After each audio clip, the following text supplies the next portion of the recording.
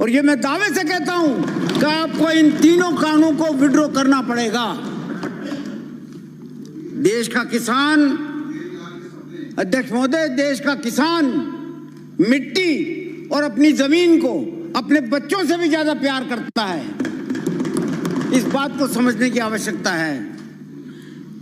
इन कानूनों के जरिए प्रधानमंत्री जी ने और भाजपा की सरकार ने किसान के मौत का सामान दे दिया है। बात सुनो, मैं आपके किसी भी, आपके भी और आपके भी, बल्कि किस जो भी बोले उनमें से कतई बोला नहीं हूं। वाहवाही देनी है आपको तो रात को अपन मिलेंगे, जा दे लेना।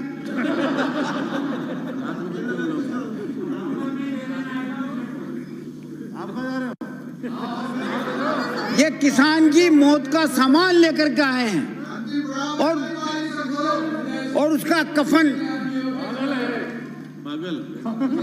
और ये उसका कफन लेकर के आए हैं। कटारिया साहब कहाँ चले गए? कफन लेने गए, कहाँ गए?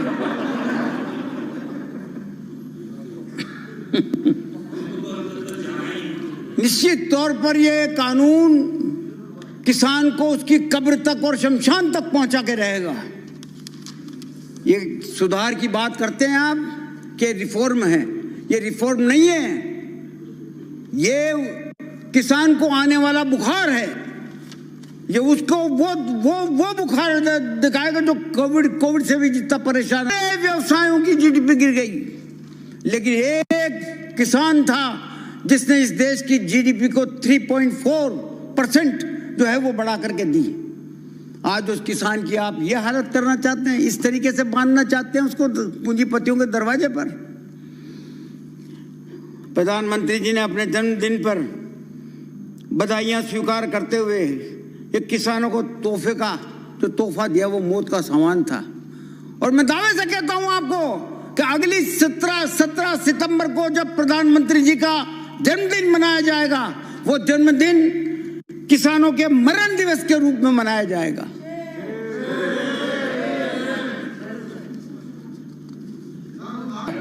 नहीं करना पड़ेगा आपको, तो प्रॉब्लम है कुछ आपको?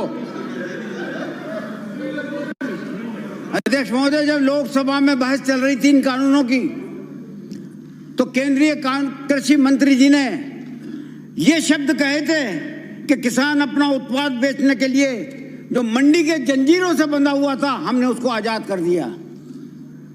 हमने उसको आजाद कर दिया, मंडी से आजाद कर दिया। वास्तविकता यह है कि ये इस कानून के लागू होने पर वो पूंजीपतियों के दरवाजे से बंध गया किसान। अब उसको पूंजीपतियों के दरवाजे पर जाकर के दस्तक देनी पड़ेगी। सरकार कह रही है कि किसान को अपना माल कहीं पर भी बेचने की आजादी दे दी। कब आजादी नहीं थी? कब नहीं थी आजादी? बताइए मुझे आप। क्या ये इसबगोल, ये सौंफ, ये जीरा, ये सब गुजरात जाकर के भी नहीं बिकता था? हमारे यहाँ से ये सारी फसल जो है मंदसौर, नीमच, पीपलिया, ये सब जाकर के नहीं बिकती थी? कहाँ नहीं बिकती थी? कहाँ नहीं बिकती थी? कब मना था? उसके कहते हैं कि साहब हमने आजाद कर दिया, किसान को आजाद कर दिया। कृषि उपज मंडियों को सीधे आपने कॉर्पोरेट घराने को देकर के किसान को उसको मर्जी पे छोड़ दिया है। सीधे दोस्तों, मैं हिंदुस्तान 200 साल तक अंग्रेजों का गुलाम रहा अध्यक्ष महोदय, और अंग्रेजों ने लूट के खाया हिंदुस्तान को। लेकिन एक चीज में मैं उनकी तारीफ करना चाहता हूं कि वो पहले आदमी थे जिन्होंने किसान की उपज का दाम सही मिले इस बारे में सोचा था। और 1945 में कृषि विपणन समिति की एक कृषि विपणन समिति नाम की एक समिति बनाई और उसकी बैठक करी, और बैठक करके कृषि विपणन समितियों की स्थापना पर उन्होंने जोर दिया। उसी के आधार पर जाकर के 1961 में ये कृषि उपज मंडियां बनी थी।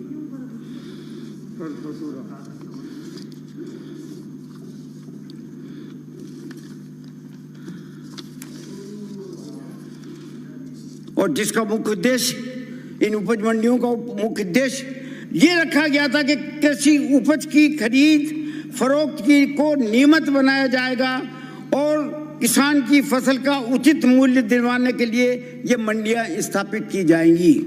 ये मंडियां इसलिए स्थापित की गई थी, आपने कहा कि मंडियों को हमने बंद थोड़ी किया है। याद है आपने देखा जयपुर में एक डी मार्ट खुला है, डी मार्ट, उसके सामने की जितनी भी छोटी छोटी दुकानें थी ना वो सब बंद हो गई। जब इन मंडियों के सामने अंबानी दुकान लगा करके बैठेगा, अडानी दुकान लगा करके बैठेगा, तो क्या ये मंडियां चल पाएंगी?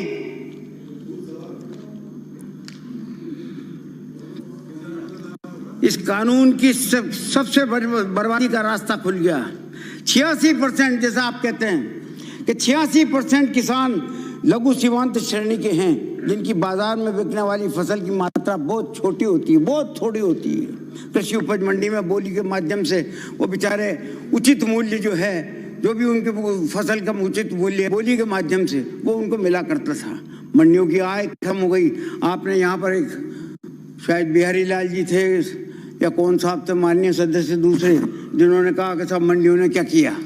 मैं मंडियों को बताना चाहता हूँ कि क्या किया मंडियों ने।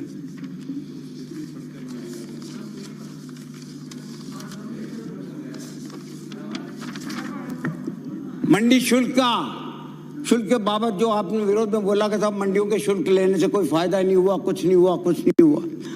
2018-2019 में सरकार आपकी थी, 496.67 करोड़ रुपए का खर्चा हुआ मंडियों के द्वारा। और ठीक आपका 2019 और 2020 में 336 करोड़ रुपए का खर्चा हुआ, बजट रखा गया। और फिर 2020 और 2021 में 225 करोड़ रुपए का खर्च किया गया। मंडियों के द्वारा जो निर्माण कार्य किए गए, भवन निर्माण हुए, सड़क निर्माण हुई, और भी कई काम जो है उनके जो इंफ्रास्ट्रक्चर मजबूत करने के लिए मंडियों के द्वारा काम किया गया था।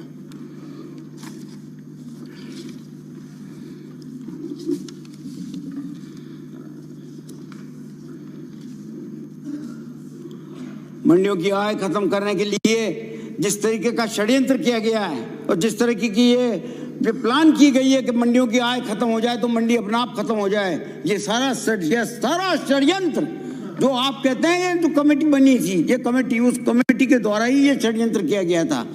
आपने कहा कि साहब मंत्रियों की एक कमेटी बनी थी जिसमें कमलनाथ भी थे और पंजाब के जो है मुख्यमंत्री भी थे। किसी भी समिति में वोट नहीं पड़ा करते। दूसरी बात यह कि जो केंद्र जो समितियां बनाता है उसमें हम लोगों को मतलब विपक्ष के लोगों की कोई सुन तो लेते हैं, लेकिन फैसला वो अपनी मर्जी से करते हैं। ये फैसला भी उन्होंने अपनी मर्जी से किया। कंज्यूमर कमेटी 14 में बन गई। हाँ, प्रधानमंत्री को सहमति अनिवार्य। कृषकों के लिए चल रही लाभकारी योजनाएं कहां से चल रही हैं? ये कहां से चल रही हैं? आपके वक्त में भी आपने दिया लाभ, इसमें कोई दो राय नहीं। मैं पढ़ के बताता हूं आपको। व्यवस्थाओं के सारा रखरखाव इन मंडियों के खर्चे से चलता है। राजस्थान में कृषकों के लिए चल रही लाभकारी और कल्याणकारी योजनाएं जैसे कृषक कल्याण कोष, राजीव गांधी कृषक साथी योजना, महात्मा ज्योतिबा फुले मंडी श्रमिक कल्याण योजना, किसान कलेवा, ये आपने चालू किया किसान कलेवा। हमारा था वो जो श्रमिक योजना, वो उसको आपने नाम बदल करके किसान कलेवा कर दिया। क्या हमें कोई एतराज नहीं, तुम्हें नाम बदलने में तो आप एक्सपर्ट हो। आप ही के द्वारा 2018-2019 में राजीव गांधी कृषक साथी योजना में 989 लोगों को फायदा पहुंचाया। 2 लाख रुपए दिए उनको, उनकी मृत्यु होने पर। आपने दिए, कहां से दिए? स्टेट एक्सचेकर से दिए, मंडी से दिए। 2019-2020 में 2921 लोगों को लाभान्वित किया गया। 2021 में 604 लोगों को लाभान्वित किया गया और 942 लाख रुपए जो है इनको जो दिए गए, ये मंडी के द्वारा दिए गए।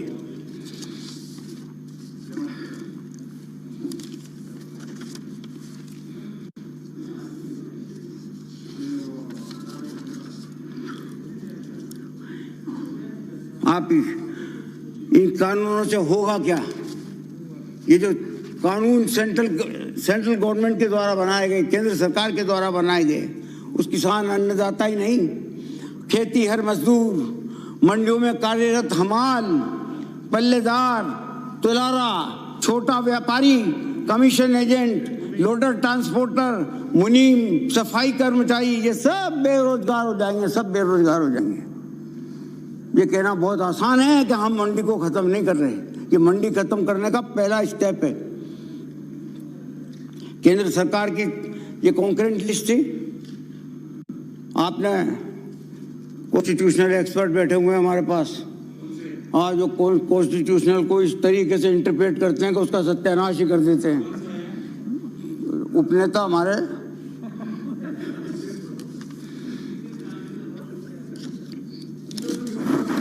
कोई लंबी बात नहीं कहना चाहता मैं आपके बारे में। मैं सिर्फ इतना सा निवेदन करना चाहता हूं, आपने लंबी बात कर दी। सिर्फ इतना सा निवेदन करना चाहता हूं कि राज्य जो स्टेट लिस्ट है उसके प्रावधानों में एंट्री 14 को संविधान के आर्टिकल 246(3) के साथ पढ़ लो। दोनों को साथ मिलकर के साथ पढ़ लो। दोनों को अलग अलग पढ़ोगे तो दोनों अलग अलग नतीजे निकलेंगे। और दोनों को उससे साफ जाहिर है कि इस संबंध में कानून बनाने का अधिकार सिर्फ और सिर्फ राज्य सरकार को है। और ये फैसला केंद्र सरकार, ये फैसला सुप्रीम कोर्ट के द्वारा जयंत वर्मा बनाम भारत सरकार के मामले में स्पष्ट किया गया। उन्होंने फैसले में लिखा कि कृषि विषय राज्य सरकार का अनन्य विषय है, इसलिए राज्य सरकार संविधान के आर्टिकल 254(2) के अधीन अपनी शक्तियों का प्रयोग करते हुए कृषकों को, कृषि श्रमिकों को और कृषि कार्य में लगे हुए व्यक्तियों के हितों की रक्षा के लिए केंद्रीय अधिनियम में संशोधन कर कानून बनाने में सक्षम है। ये सुप्रीम कोर्ट का फैसला है।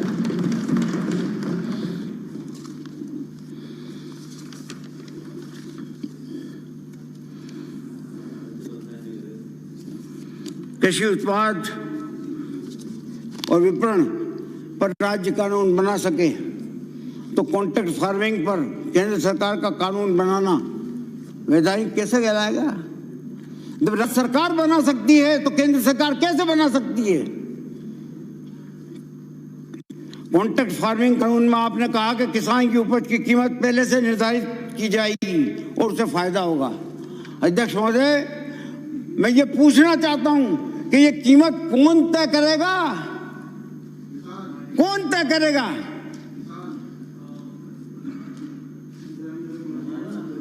किसान पर दबाव बना करके पूंजीपति कीमत निर्धारित करवाएंगे और अपनी मनचाही कीमत पर उसको बेचने के लिए बंद करेंगे। मंडी में बोली लगाकर ज्यादा बोली देने वालों को फसल बेचता था किसान, वो सब बंद हो जाएगा।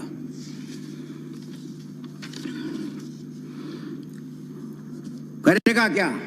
एक बार कॉन्ट्रैक्ट कर लेगा, करके दाम तय कर लेगा और दाम तय करने के बाद में जब फसल आएगी तो फसल खरीदते वक्त कहेगा कि कमजोर फसल है, दागी है, मैं अब इतनी कीमत नहीं दे सकता, झगड़ा होगा।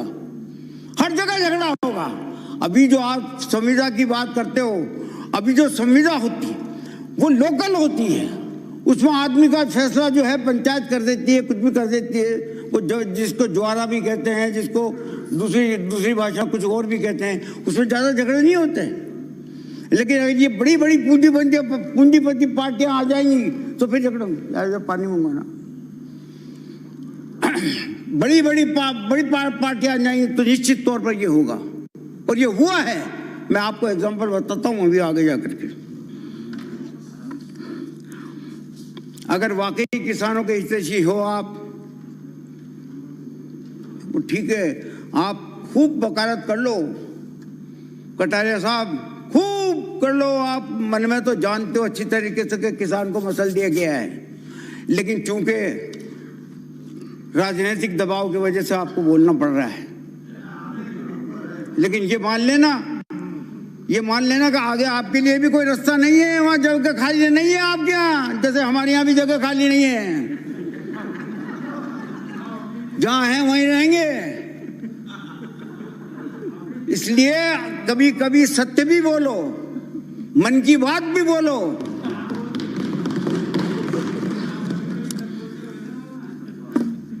अगर वाकई किसानों के हितैषी हैं तो पहले ये बताओ आप कि सभी जिम्सों की एमएसपी नोटिफाई करने और कानून में ये प्रावधान करते आप सभी जिन्सों की, तो आप एमएसपी 22 की किया आपने, खरीद तो सिर्फ 7 ही रहे हो, 22 की कर दी कागजों में और खरीद हो रही है सिर्फ 7 की। तो आप सभी जिन्सों की तो एमएसपी नोटिफाई करते और कानून में ये प्रावधान करते कि कोई भी व्यापारी, कोई भी उद्योगपति, कोई भी पूंजीपति किसानों से कॉन्ट्रैक्ट फार्मिंग एक्ट के तहत में अगर एग्रीमेंट करेगा तो दाल की, चाहे चावल की, चाहे गेहूं की, चाहे फला किसी भी उत्पाद की एमएसपी जो एमएसपी होगी उस एमएसपी से कम कीमत पर करार नहीं किया जाएगा। हमें कोई एतराज नहीं था। अगर आप ये आप उस एक्ट में ये कर देते तो हम निश्चित तौर पर जो है उसको अपनी सहमति देते हैं। करार पर करना पड़ेगा, मतलब लाचारी होनी चाहिए, तो उसको पाबंदी होनी चाहिए थी। आपने पाबंदी नहीं की। आपने तो जो 3 एक्ट बनाए उसमें एमएसपी का नाम तक नहीं लिखा। तो क्यों नहीं आपकी नीयत पे शक करें? क्यों नहीं आप पे ये आरोप लगाए कि आप एमएसपी को खत्म करना चाहते हो? क्यों नहीं लगाए? लिखते एमएसपी, अरे कहीं तो लिखते यार, 3 कानून बना रहे हो।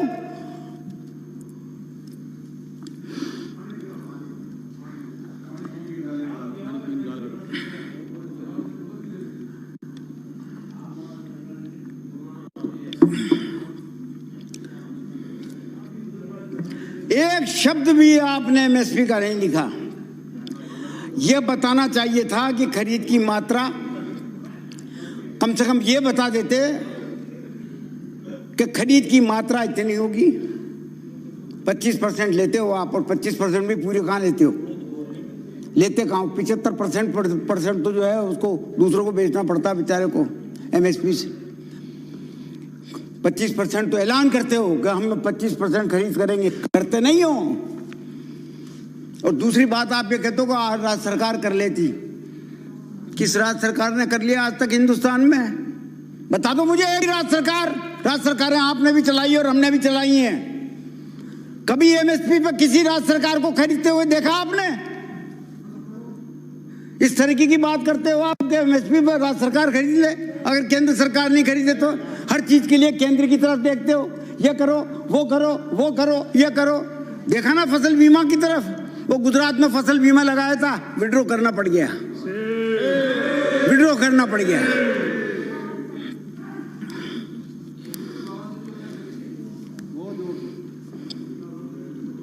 बोनस भी नहीं देते खरीद की ये बताना चाहिए था कि खरीद की मात्रा इतनी होगी, एमएसपी फार्मूले में कोई परिवर्तन नहीं किया जाएगा, और हवाई अड्डों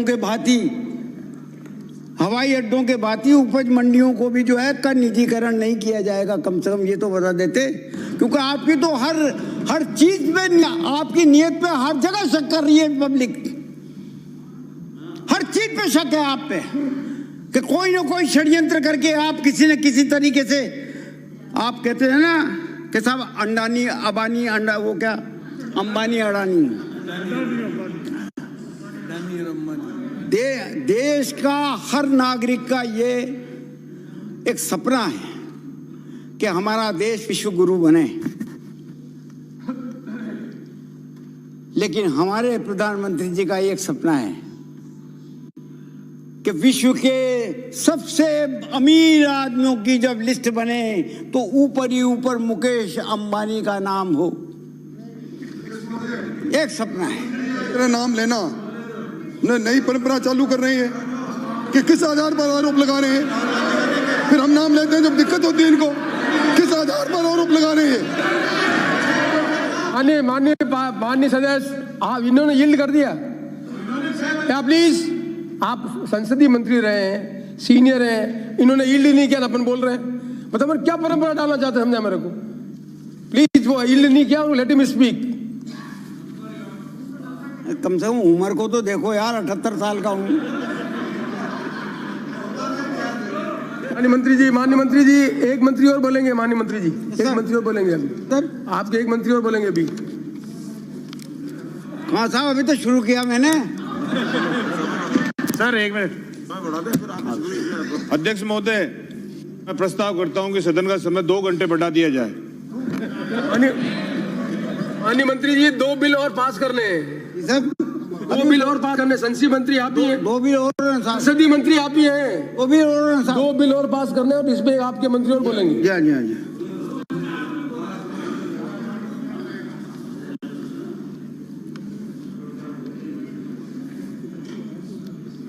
राजस्थान में कृषि उपज मंडी का नियम 1963 में सबसे पहले प्रावधान रखा गया था, 1963 में। और संविदा की खेती में एमएसपी से कम दर पर एग्रीमेंट नहीं किया जाएगा, ये उस वक्त भी प्रोविजन था। और मैं पूर्व मुख्यमंत्री जी को भी धन्यवाद देना चाहता हूं कि 2008 में आपने भी ये प्रोविजन किया कि संविदा की खेती को किसी भी तरीके से एमएसपी की कम दाम पर नहीं बेचा जाएगा।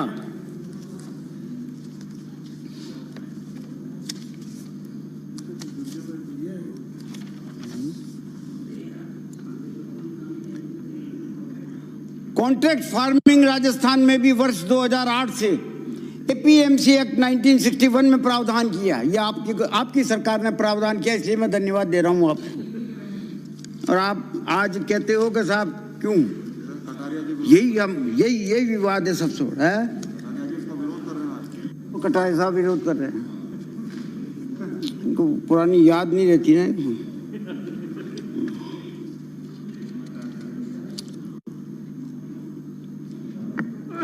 प्रधानमंत्री आदरणीय मोदी साहब जब गुजरात के मुख्यमंत्री थे तो उन्होंने एक बार नहीं 1000 बार ये बात कही थी, 1000 बार, कि न्यूनतम समर्थन मूल्य को कानूनी तौर पर अनिवार्य कर देना चाहिए। अनिवार्य कर देना चाहिए। इस बात को उठाने वाला अगर कोई मुख्यमंत्री था तो वो नरेंद्र मोदी था उस वक्त।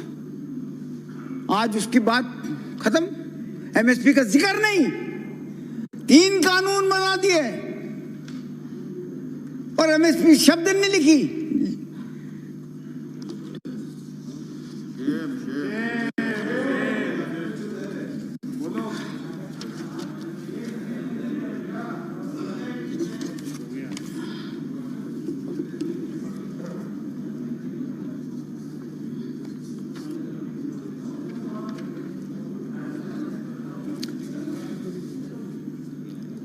अब आप यहां बात उठी के साथ ज्वार की और मक्का की भी एमएसपी घोषित होनी चाहिए। अरे पढ़ो लिखो भैया, आपने केंद्र सरकार ने जो 22 जिन्सों की एमएसपी घोषित की है उसमें ज्वार भी है मक्का भी है। अब वो नहीं खरीदे वो तो बात अलग है, वो नहीं खरीदे तो उसकी बात अलग है। राजस्थान में तो 5-7 जिनसे अलाउ कर रखी है उन्होंने। 7 जिनसों के नाम पढ़ देता हूं मैं आपको, कौन कौन सी अलाउड है।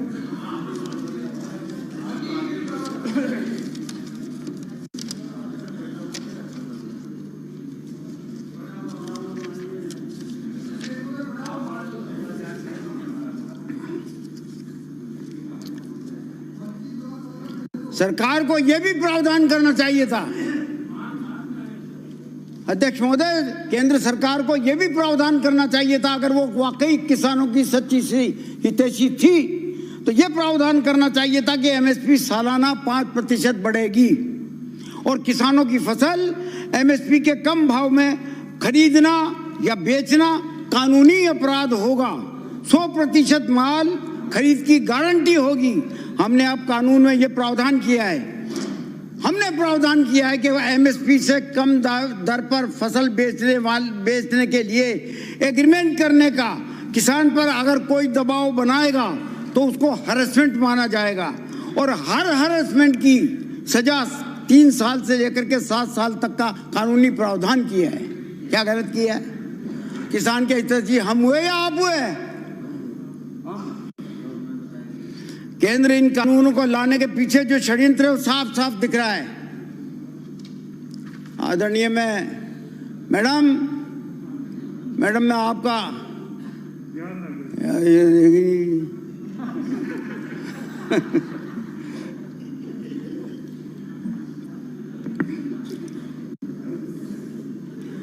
सरकार ने शांता कुमार कमेटी की रिपोर्ट लागू की। आप मैडम का ध्यान आकर्षित कर रहे थे, किसका कर रहे थे? ये साहब मैडम का ध्यान आकर्षित कर रहे थे। साहब ये बार बार खसक जाता है साला।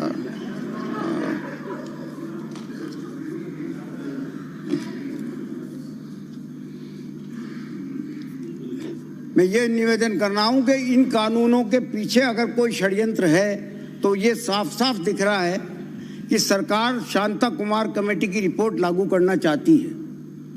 शांता कुमार जी की रिपोर्ट जो है वो सीधी ये है कि एफसीआई के माध्यम से न्यूनतम समर्थन मूल्य की खरीद करनी ही नहीं चाहिए, क्योंकि सालाना 1 लाख करोड़ रुपए का नुकसान होता है और अभी तक एफसीआई को 4 लाख करोड़ रुपए का नुकसान हो चुका। अगर इस नुकसान से बचना है तो इस एमएसपी को खत्म कर दो। तो साफ षड्यंत्र इस बात का है कि आगे आने वाले वक्त में धीरे करके इस एमएसपी का गला काट दिया जाए। ये किसानों के पेट पे लात मार के आप इस षड्यंत्र को जो है अमली जामा पहनाना चाहते हो।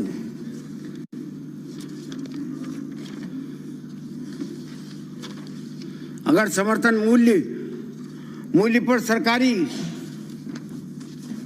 मैं ये पूछना चाहता हूं विपक्ष के साथियों से, क्या अगर समर्थन मूल्य पर सरकारी खरीद नहीं हुई, ये समाप्त हो गई, तो ये बताओ कि राशन की दुकानों पर गरीब उपभोक्ताओं को मिलने वाला राशन क्या अपने आप खत्म नहीं होगा?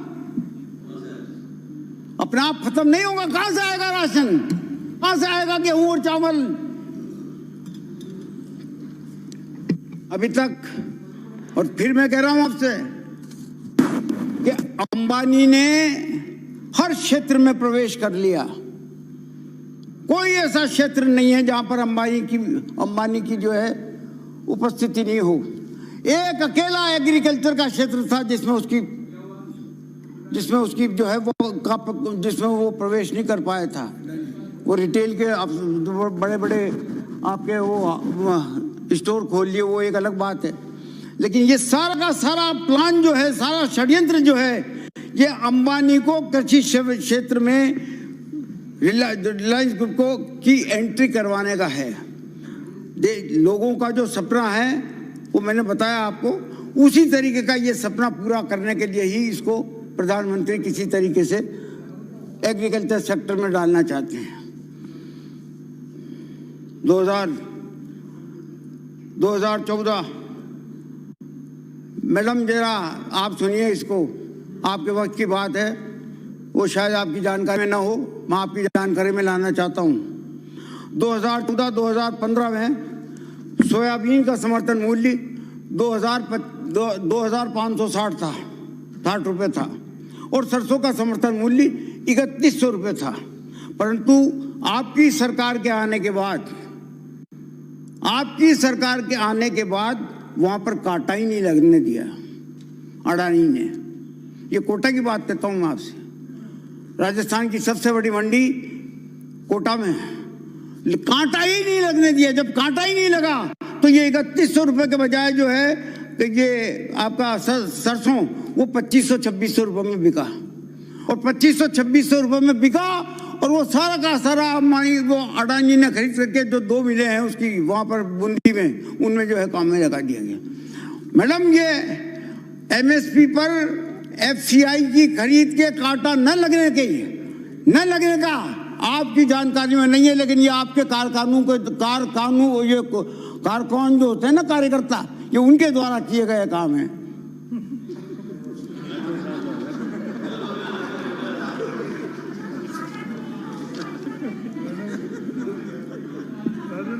₹2500 में खरीद लिए गए। इन कार को उन्होंने 2500 रुपए में खरीद दिया, खरीद करके अंबानी के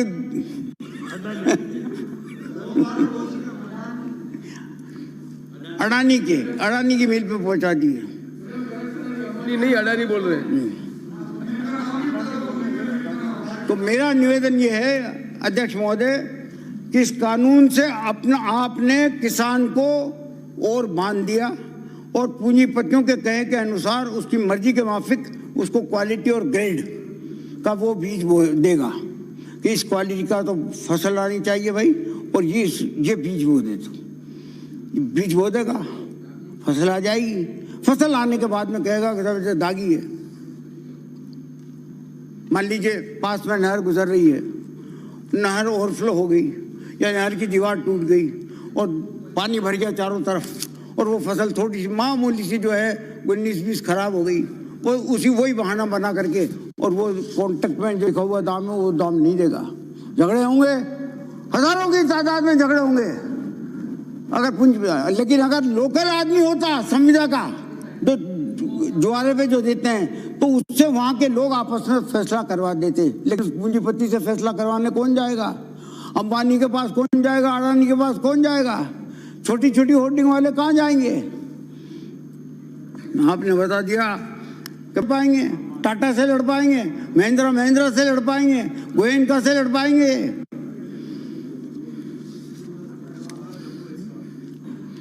अब बिचौलिया वो कहाँ गए? वो कटारिया साहब चले गए। बिचौलिया नहीं कहें तो क्या कहें साहब इनको? नहीं क्या कहें इनसे ये बताओ आप। आदमी को तो आदमी कहेंगे ना, मुनीम को मुनीम ही कहेंगे, सेठ को सेठ ही कहेंगे, और जो बिचौलिया होगा तो बिचौलिया ही कहेंगे। क्या कहें इनको?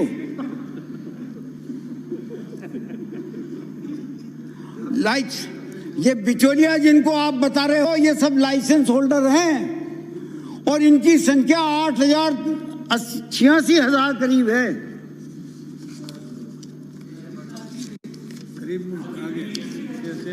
राजस्थान भर में 86,000 लोग मंडियों के लाइसेंसधारी हैं। 86,000 जिस रोज इनके लाइसेंस खत्म हो जाएंगे तो आप ये समझ लो कि एक लाइसेंसधारी के यहाँ कम से कम भी 5 से लेकर के 10 आदमी तक काम करते हैं। कितना आदमी बेरोजगार हो जाएगा, सोचा कभी?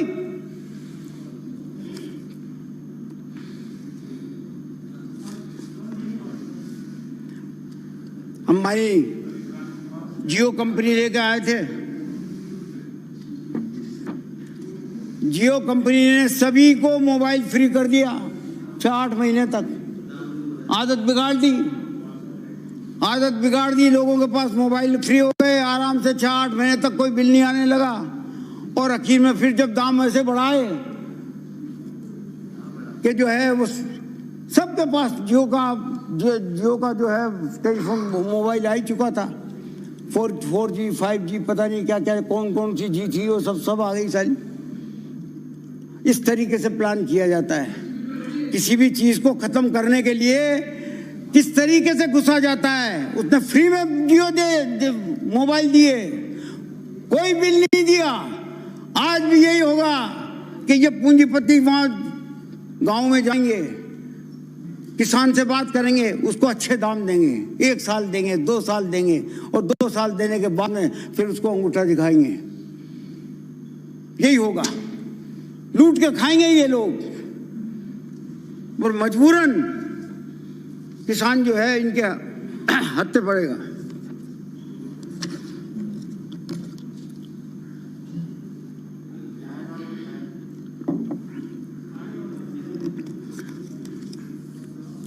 आज जो भी ये लाइसेंसधारी हैं, कटारिया साहब मैं आपसे पूछना चाहता हूं कि आज जो भी लाइसेंसधारी हैं जो फसल खरीदते हैं उसको तो हम कहीं पे भी पकड़ सकते हैं। अब आपने कर दिया कि साहब कोई भी पेन कार्ड होल्डर वो खरीद सकता है। अब उसको पकड़ने कहाँ जाएंगे? क्या गुजरात जाएंगे हम उसको पकड़ने? गड़बड़ी हो गई तो आप बताओ कैसे क्या करेंगे? है जवाब इसका आपके पास? याद है आपको राजस्थान में 3 वर्ष पहले सूफे कंपनी के द्वारा किसानों से 1800 रुपए क्विंटल की दर के हिसाब से कॉन्ट्रैक्ट किया गया था, 1800 रुपए। परंतु फसल तैयार होने पर कंपनी द्वारा मना कर दिया गया कि फसल तेरी ठीक नहीं है, दागी है, खराब है, मैं नहीं लेता। मजबूरन किसान को 1500 रुपए प्रति क्विंटल में जो है वो अपनी फसल बेचनी पड़ी। 1815 एक क्विंटल पर 300 रुपए का नुकसान खाना पड़ा उसको। ये सूफे कंपनी 3 साल पहले आई थी, अभी किसान की फसल को नहीं। तो असल में देखा जाए तो ये किसान की फसल को नहीं, किसान की जमीन को और उसकी जिंदगी को खरीदने वाला कानून बनाया केंद्र सरकार ने। जिंदगी को खरीदने वाला, छोटी छोटी जोतों पर पूंजीपतियों और धन्ना सेठों का आधिपत्य हुआ और अपनी जमीन का मालिक ना होकर के किसान खुद मजदूर हो जाएगा, खेत का मजदूर हो जाएगा। अभी किसान की फसल खराब होने पर एक बात जवाब दे दो मुझे, अभी किसान की फसल अगर खराब होती है तो सरकार मुआवजा देती है क्या? फिर कॉन्ट्रैक्ट होने के बाद अगर फसल खराब हो गई तो क्या कॉन्ट्रैक्टर उसको मुआवजा दे देगा? बताओ, दो जवाब।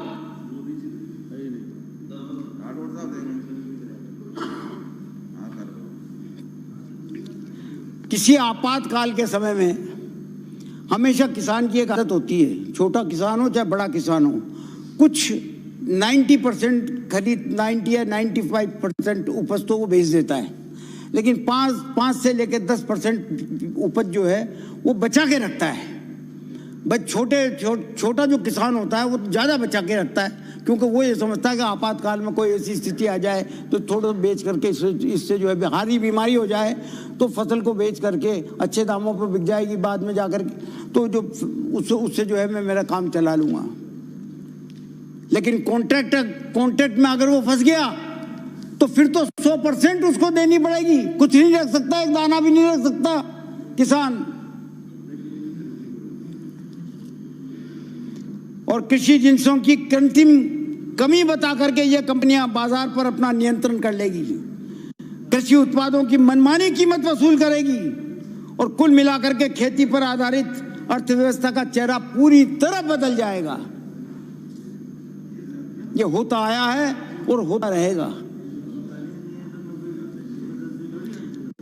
और सभापति महोदय, विश्व बैंक ने एक रिपोर्ट दी और उसमें विश्व बैंक की मान्यता थी उस रिपोर्ट में कि भारत में देहाती जमीन अकुशल हाथों में है। भारत में देहाती जमीन अकुशल हाथों में है, उसे वहां से निकालकर वही हूबहू मोदी साहब कानून के जरिए पूरे देश में लागू करना चाहते हैं। विश्व बैंक की रिपोर्ट है ये।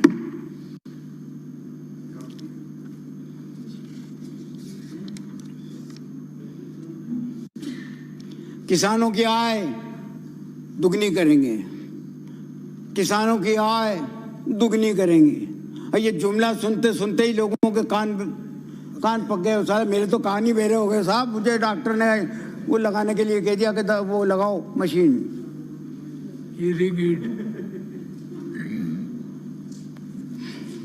और आप कहते हैं कि साहब किसान की थाली सस्ती हो गई, गरीब की थाली सस्ती हो गई। तो थाली में जो प्रोड्यूस है वो किसका होता है? थाली सस्ती हो गई तो थाली के अंदर जो प्रोड्यूस है वो है किसका? किसान का है। तो किसान का है तो फिर उसकी आय दुगनी कैसे हो गई? कैसे हो गई दुगनी? अगर दाल 100 रुपए किलो थी और सस्ती होकर के वो 50 रुपए किलो में हो गई और 50 रुपए किलो की दाल उसकी थाली में पहुंच गई, तो किसान तो मारा गया ना। किसान की आय दुगनी कहां हुई?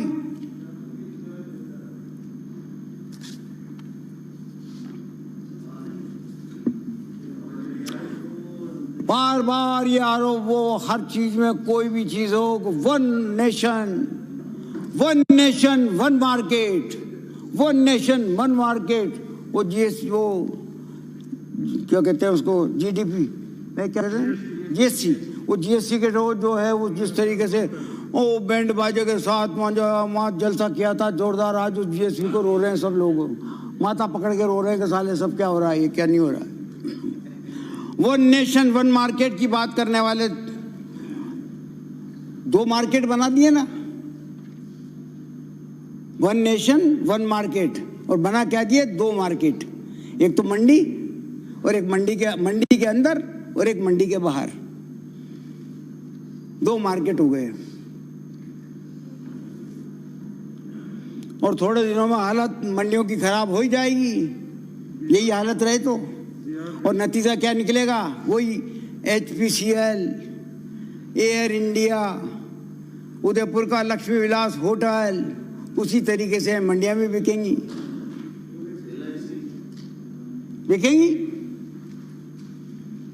औने पौने दामों पे खरीद ली जाएंगी मंडियां। तो अध्यक्ष महोदय,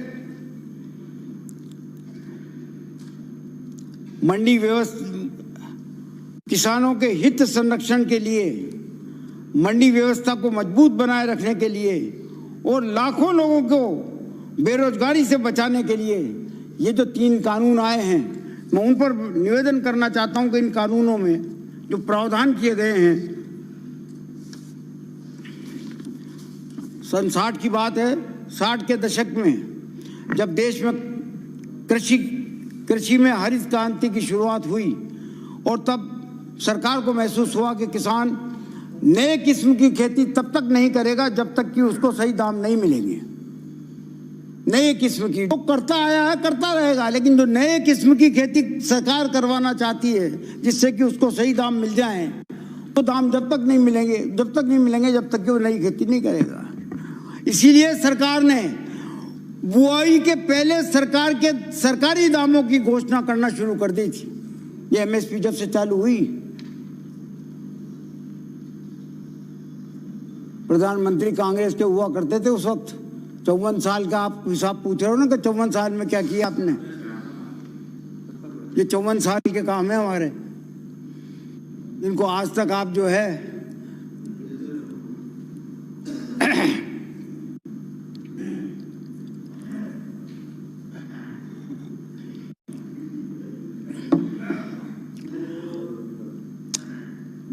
सरकार ने बुआई से पहले सरकारी दाम की घोषणा करना शुरू कर दी, और इसे न्यूनतम समर्थन मूल्य या मिनिमम सपोर्ट प्राइस कहा जाने लगा।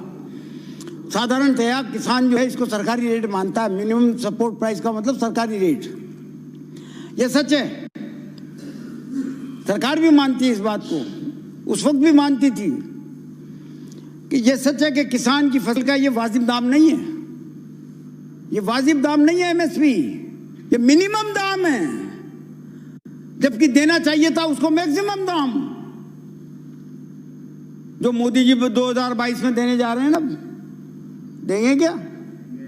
20 लाख। तो ये मिनिमम दाम है, न्यूनतम दाम। किसान को मेहनत का जितना कम से कम मेहनताना मिलना चाहिए, उसका ये सूचांक है। आज से 15 साल पहले आपने स्वामीनाथन को खूब कहा, आपने इधर उधर की रिपोर्टें तो पढ़ दी, ये 50 कमीशन आपके टाइम पे भी बन गए और हमारे टाइम पे भी बन गए। इन कमीशनों की रिपोर्ट आप क्या समझते हो कि साल 2 साल में कोई सरकार मान लेती है क्या? आप हमसे पूछते हो कि स्वामीनाथन की रिपोर्ट जो है 2006 में आ गई थी, आपने क्या किया, क्यों पटक रखा आपने? 2014 तक आपकी सरकार थी, आप ये कहते हो। आप ये बता दो कि कौन सा ऐसा कमीशन है देश में बनाया हुआ, कौन सा ऐसा कमीशन है, एक कमीशन का नाम बता दो आप, जिसकी कमीशन की रिपोर्ट को केंद्रीय सरकार ने या राज्य सरकार ने हूबहू मान लिया हो, लागू कर दिया हो, एक का बता दो। टुकड़े टुकड़े में लागू होता है। आप कोशिश कर रहे हो, करो, बहुत अच्छा है, सफल रहो, बहुत बढ़िया बात है, लेकिन ये बताओ कि जो सबसे इंपॉर्टेंट पार्ट था उसका, सबसे इंपॉर्टेंट पार्ट उस स्वामीनाथन की रिपोर्ट का, वो ये था कि एमएसपी की सही गिनती का फार्मूला बनाया जावे। और उन्होंने फार्मूला ये बनाया था कि किसी किसान की संपूर्ण लागत पर 50% बचत जोड़कर एमएसपी तय की होनी चाहिए। यानी कि गेहूं की लागत अगर 1600 रुपया आती है प्रति कुंटल, तो उसकी एमएसपी फिर 2400 रुपया कुंटल होनी चाहिए। उस पे काम किया क्या? कमीशन की जो रिपोर्ट आती है वो तो एरे गेरे इधर उधर ये वो ऐसे करके 50 पॉइंटों पे आती है, लेकिन जो सबसे प्रमुख काम था, सबसे प्रमुख बिंदु था उसका रिपोर्ट का, वो ये था। इस पे क्या काम किया आपने? हमने नहीं किया भैया, आप तो करो। जी आंकड़े दे दिए, कहां दे दिए? एक ही आंकड़ा नहीं है। फिर वही बात आ गई, आप फिर वही बात कर रहे हो।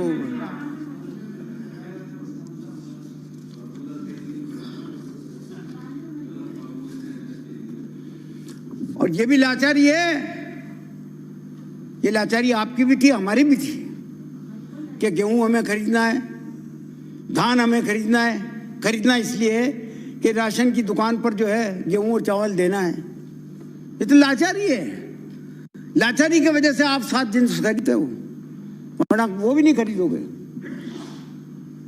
वो भी धीरे धीरे बंद कर रहे हो आप। शांता कुमार समिति का आज मैंने बताई दिया आपको, उसने कहा कि साहब सिर्फ 6% लोगों को एमएसपी का पैसा मिल रहा है, बाकी 95% किसानों को उनकी फसल का वाजिब मूल्य नहीं मिलता। तो अध्यक्ष महोदय, सभापति महोदय, मैं ये जो दोनों विधेयक आए हैं, तीन में आप कुछ बोलोगे? आप बोले तीसरे के बारे में कुछ आप भी जिक्र करेंगे सर।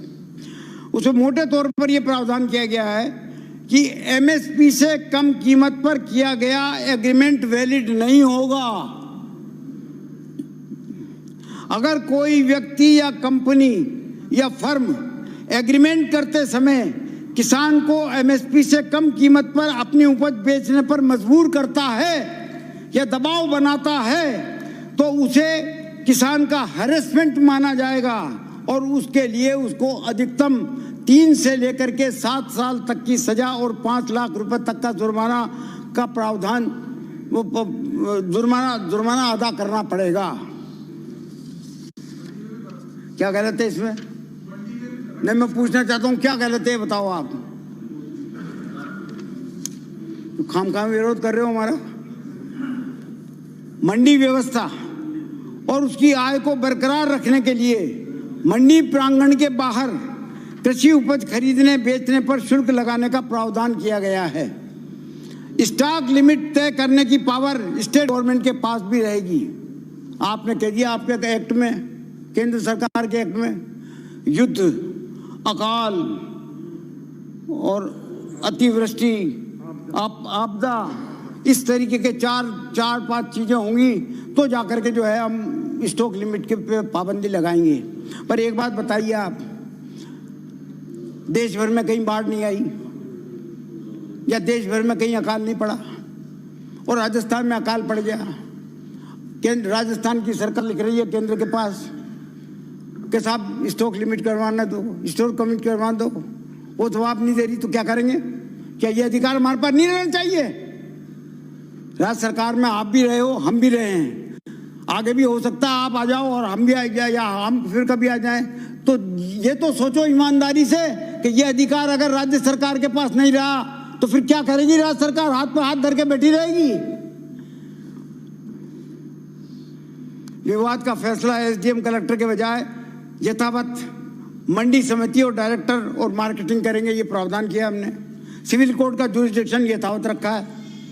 फार्मिंग एग्रीमेंट के तहत में स्पॉन्सर एग्रीमेंट खत्म करने के बाद किसान के खेत में मेन पावर नहीं हटाता है। अगर कॉन्ट्रैक्टर जिससे आपने पार्टनरशिप की है या जो आपका क्या कहते हैं उसको स्पॉन्सर है, अगर उसने आपके खेत से अपने आदमी नहीं हटाए और मेन पावर नहीं हटाते तो उसके जुर्माने का प्रावधान भी किया गया है। जैसा उसमें भी है, उसमें भी है कि भाई तीन दिन के अंदर अंदर वो अपने मैन पावर हटा ले, वरना उसमें जुर्माना होगा, ये होगा। ये हमने भी किया है। व्यापारी द्वारा कृषि उत्पाद की डिलीवरी लेने से मना करने या फसल लेने के बाद 3 दिन में भुगतान नहीं करता तो उसे किसान का हरेसमेंट माना जाएगा और उसके लिए भी 7 साल तक की सजा का प्रावधान किया गया है। ये सब चीजें हमने नए एक्ट में लिखी है। तो सभापति महोदय, मैं तो यही प्रस्ताव करता हूं। क्या नहीं, वो तो अस्वीकार करे। जनमत जानने के लिए जो भी माननीय सदस्य बोले हैं उनको अस्वीकार करते हुए इसी विधेयक को पारित किया जाए।